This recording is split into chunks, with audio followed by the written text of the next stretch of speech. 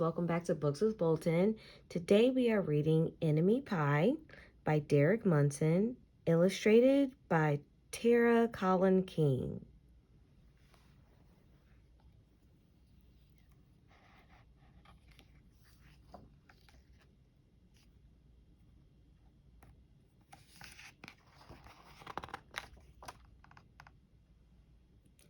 It should have been a perfect summer. My dad helped me build a treehouse in our backyard. My sister was at camp for 3 whole weeks, and I was on the best baseball team in town.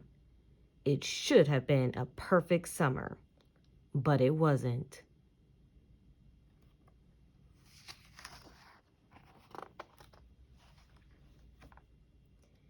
It was all good until Jeremy Ross moved into the neighborhood right next door to my best friend Stanley. I did not like Jeremy Ross. He laughed at me when he struck me out in a baseball game. He had a party on his trampoline and I wasn't even invited. But my best friend Stanley was. Jeremy Ross was the one and only person on my enemy list. I never even had an enemy list until he moved into the neighborhood. But as soon as he came along, I needed one. I hung it up in my treehouse where Jeremy Ross was not allowed to go.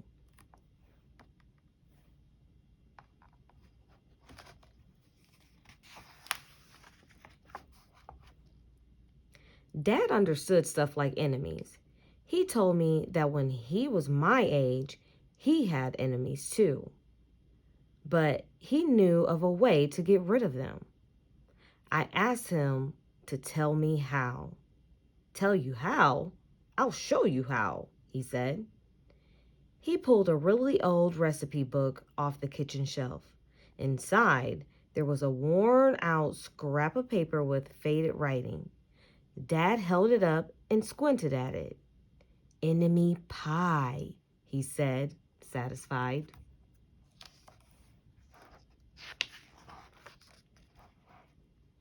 You may be wondering what exactly is in enemy pie. I was wondering too. But Dad said the recipe was so secret he couldn't even tell me. I decided it must be magic. I begged him to tell me something, anything. I will tell you this, he said. Enemy pie is the fastest known way to get rid of enemies. Now, of course, this got my mind working.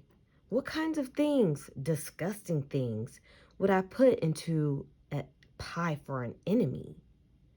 I brought Dad some weeds from the garden, but he just shook his head. I brought him earthworms and rocks, but he didn't think he'd need those. I gave him the gum I'd been chewing on all morning. He gave it right back to me.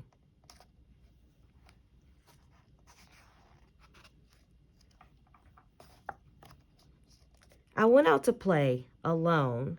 I shot baskets until the ball got stuck on the roof. I threw a boomerang that never came back to me.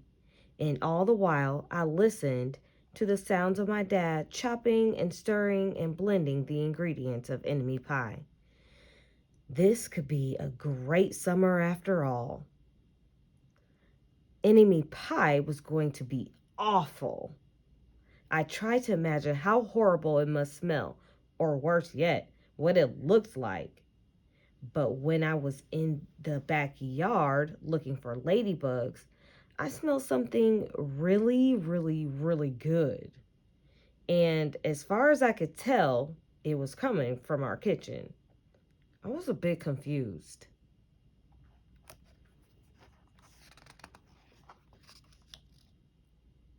I went in to ask Dad what was wrong. Enemy pie shouldn't smell this good. But Dad was smart. If enemy pie smelled bad, your enemy would never eat it, he said. I could tell he'd made enemy pie before. The buzzer rang, and Dad put on the oven mitts and pulled the pie out of the oven. It looked like plain old pie. It looked good enough to eat. I was catching on. But still, I wasn't really sure how this enemy pie worked. What exactly did it do to enemies?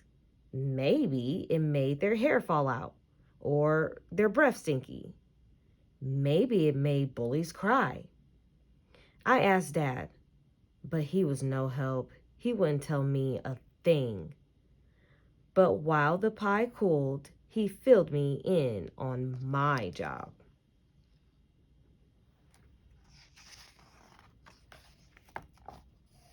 He talked quietly.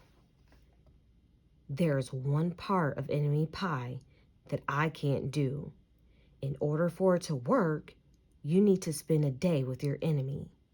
Even worse, you have to be nice to him. It's not easy, but that's the only way the enemy pie can work. Are you sure you want to go through with this? Of course I was. It sounded horrible. It was scary, but it was worth a try.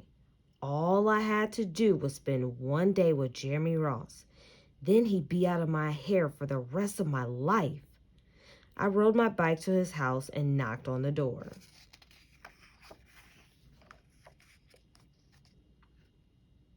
When Jeremy opened the door, he seemed surprised. He stood on the other side of the screen door and looked at me, waiting for me to say something. I was nervous. Can you play? I asked. He looked confused. I'll go ask my mom, he said. He came back with his shoes in his hand. His mom walked around the corner to say hello. You boys stay out of trouble, she said, smiling.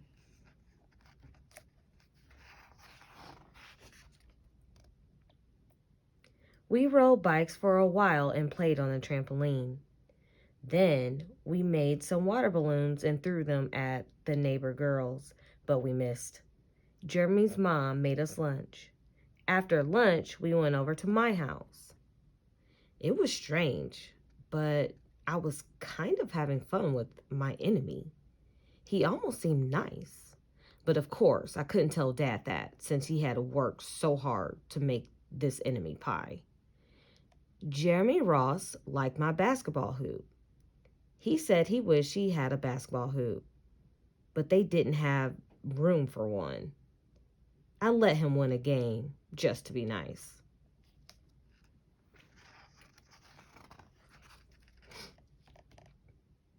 Jeremy Ross knew how to throw a boomerang. He threw it and it came right back to him. I threw it and it went over my house and into the backyard. When we climbed over the fence to find it, the first thing Jeremy noticed was my treehouse.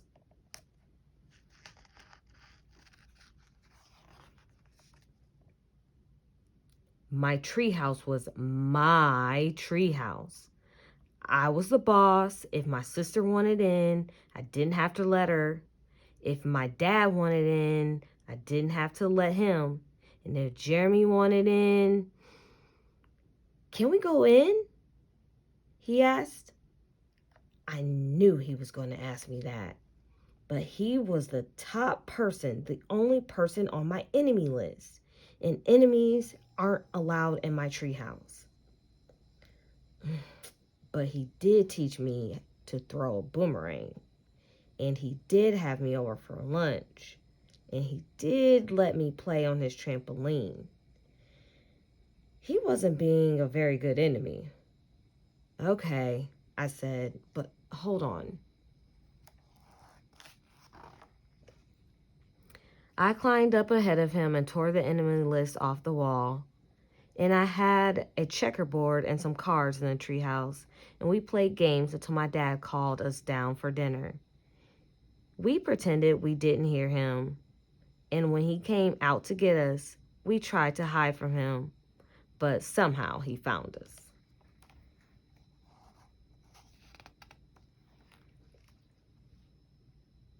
Dad made us macaroni and cheese for dinner, my favorite.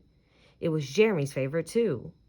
Maybe Jeremy Ross wasn't so bad after all. I was beginning to think that maybe we should just forget about enemy pie. But sure enough, after dinner, Dad brought out the pie. I watched as he cut the pie into 8 thick slices. Dad, I said, it sure is nice having a new friend in the neighborhood. I was trying to get his attention and trying to tell him that Jeremy Ross was no longer my enemy. But Dad only smiled and nodded. I think he thought I was just pretending.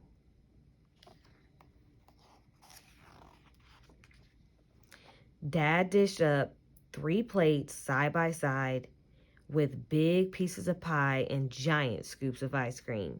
He passed one to me and one to Jeremy. Wow, Jeremy said, looking at the pie. My dad never makes pie like this. It was at this point that I panicked. I didn't want Jeremy to eat enemy pie. He was my friend. I couldn't let him eat it. Jeremy, don't eat it. It's bad pie. I think it's poisonous or something. Jeremy's fork stopped before reaching his mouth. He crumpled his eyebrows and looked at me funny. I felt relieved. I had saved his life. Whew, I was a hero. If it is so bad, Jeremy asked, then why has your dad already eaten half of it? I turned to look at my dad. Sure enough, he was eating enemy pie. Good stuff, he mumbled through a mouthful. And that was all he said. I sat there watching them eat enemy pie for a few seconds. Dad was laughing. Jeremy was happily eating, and neither of them was losing any hair. It seemed safe enough, so I took a tiny taste. Enemy pie was delicious.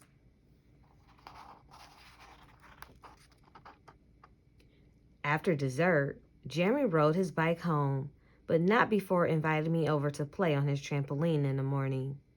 He said he'd teach me how to flip. As for enemy pie, I still don't know how to make it. I still wonder if enemies really do hate it, or if their hair falls out, or their breath turns bad. But I don't know if I'll ever get an answer because I just lost my best enemy.